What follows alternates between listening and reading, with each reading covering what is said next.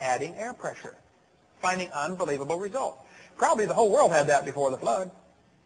You wouldn't need a chamber. The whole world, you're living in it the whole time.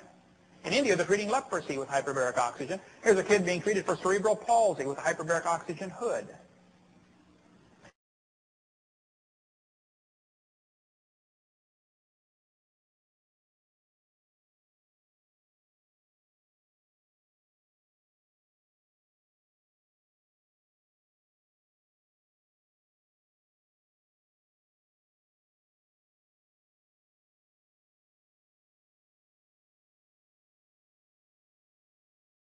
There's a clinic in Dallas. They give you hydrogen peroxide in your water to drink, and it helps most diseases get better.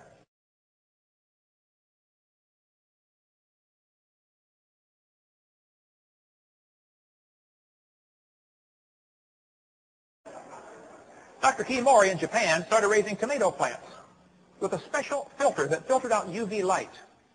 He got a machine that follows the sun all day, and it sends light down, fiber optic cable, and he sprays light on his plants. They set it up for Expo 85 in Japan over there, and someone told me that he also pressurized carbon dioxide to the stem of the plant. I haven't been able to verify that, but I've had several folks tell me, yes, that's correct, but I've searched and I can't find the facts. I was in Japan, didn't get to talk to them. But see, plants breathe CO2. And if you can pressurize carbon dioxide to the plant, of course, they're going to get more of what they need to grow faster.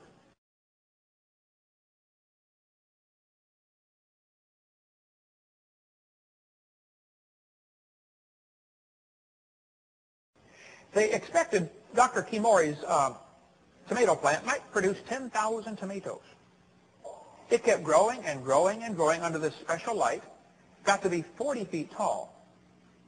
When it was 2 years old, it was only 16 feet tall and produced 900 tomatoes.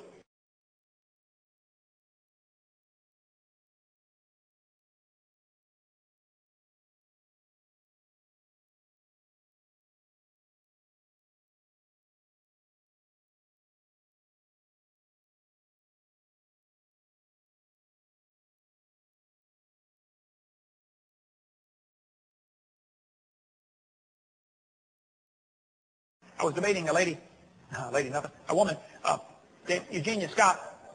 She's the president of an organization designed to keep creation out of schools. That's all they do. I was on a radio debate with her one time, and she said, Dr. Hovind, there are 80 separate layers of coal in the Midwest. She's right. She said, if you look at the amount of coal in the world, the entire biomass, that means all the plants of the world today, could not possibly be converted to that much fossil fuel. She's right again. She said there had to have been an enormous amount of time.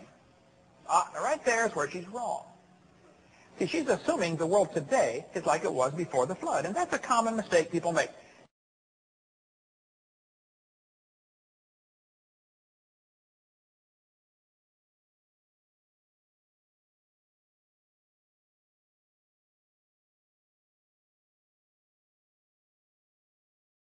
One professor said, Hovind, if there was a worldwide flood, where did it all go? Where's all that water? I go, it's still here. It's out in the oceans. They're huge. There's enough water out there right now to cover the earth 1.5 miles deep everywhere.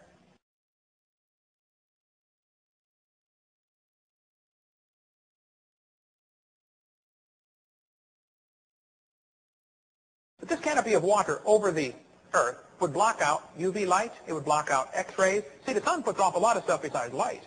It puts off X-rays and gamma rays and beta rays.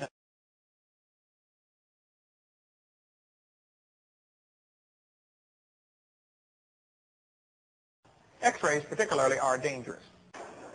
But you go to the hospital, get an X-ray, and he puts this weird machine on top of you, and he says, okay, now take a deep breath. Hold it. And he runs out in the hall. You say, wait, Doc, come here. Is this machine dangerous? He says, no, it's harmless. You say, if it's harmless, Doc, how come you got a lead apron on and you're running out behind a lead-plated wall?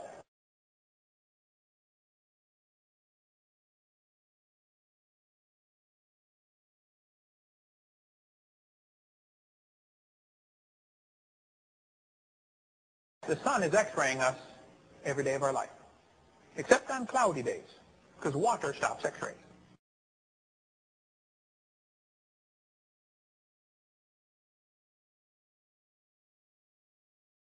Before the flood, they lived over 900 years. One guy travels around. He claims to be a creationist. He says, you know, they didn't really live to be 900 years old. They counted every month as a year. You have to divide your age by 12. Wow. That's an even bigger miracle. You know, Enoch was 65 when he begat Methuselah. Two of these guys were 65. Let's see, divided by 12, he's 5.5 when he became a daddy. I don't think so. No, they were living to be 900. Yes, they really were. Okay.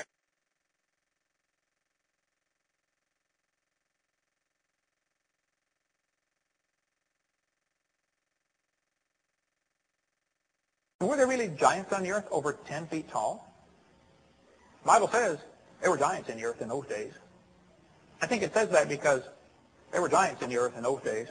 Here's Me by Robert Wadlow, tallest man in this century. That's a statue. He died in 1940, but he's almost 9 feet tall, 8'11.25". Here's Robert with his dad and his brother. Family portrait. Big fella. Robert was 5'6" when he was 5 years old. When he was 12, he was the world's tallest Boy Scout at 7'4". He weighed 500-some pounds. Doesn't look fat, does he? They would say, man, that guy's gigantic. Well, I think maybe before the flood they got even bigger than that. Here's a skeleton of a man 11 feet 6 inches tall. Well, long, not tall. He's laying down now.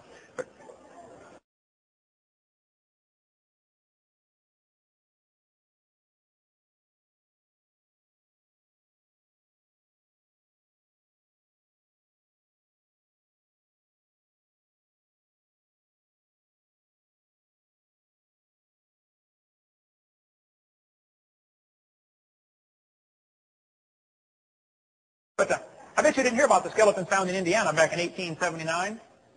9 foot, 8 inch tall. Now, why would they not tell you about that in your public school textbook?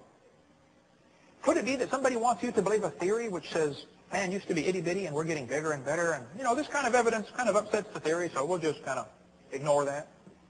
Or did you hear about the ones in Virginia City, Nevada? 2 skeletons, 9 feet tall, found in Virginia City. Or the one in Humboldt Lake, Nevada, 10 foot tall. How about the one in Indiana?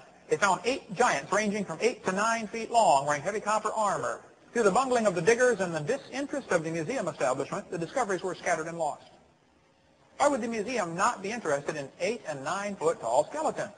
How about the 12-foot skeleton found by soldiers in Lompoc Rancho, California? Or the 12-foot skeleton found in Tucson, Arizona? The guy had 6 toes, a long hair, and a bird-shaped headdress.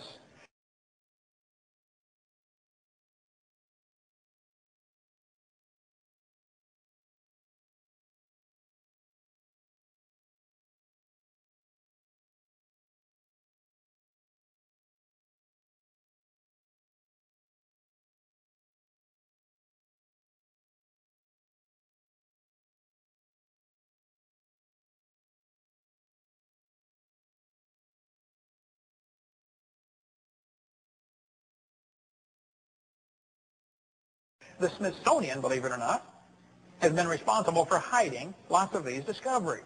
If I want to get this far-out adventures, I don't believe everything these guys write. They got some weirdo stuff in here. But they have some amazing article about the Smithsonian, and they're covering up stuff on giants that are found.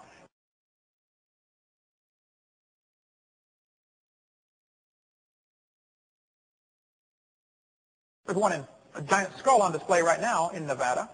Winnemucca, Nevada. If you're ever driving across, be sure to stop, because there's nothing else to see as you go across Nevada.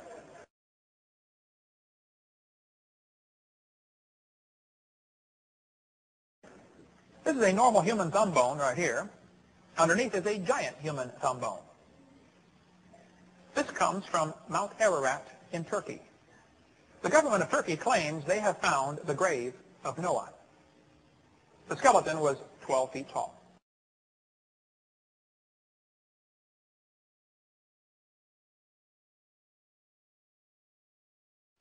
Here's a replica right here of a giant thigh bone found in Egypt.